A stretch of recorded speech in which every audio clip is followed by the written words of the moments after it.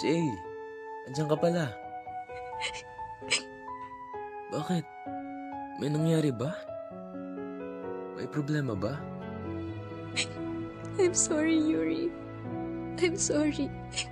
Maniwala ka, sinubukan ko talaga. Ano bang sinasabi mo? Sorry. Sorry talaga. Jay, Pero si Kiefer talaga eh. alam ko. Alam ko si Kiefer talaga. From the very start. Kagaya kay Ella, nagbaka sakali na naman ako. But again, I'm wrong. Defeated by the same guy. I'm not stupid, Jay. I knew it already from the day you said yes to me. Hahawya is not lying when she said that she saw you and Kiefer.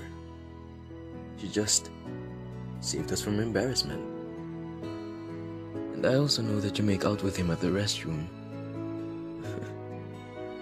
Andun din ako nang gabing umaming ka sa kanya. If you're asking, how did I know? The answer is simple. Kiefer is not the only one who have ways. I want you to leave now. Ayoko makita ka. Yuri. I will let you continue your relationship with Kiefer. But when our wedding day comes, you'll say I do. No matter what. Or it will be the end of the full court. Yuri, masasaktan ka lang. What's the point? You're already hurting me. Trust me. At the end of the day, you'll still be mine. Yuri, please. Jay, umalis ka na. Leave. Now! Pareho-pareho kay ni Ella.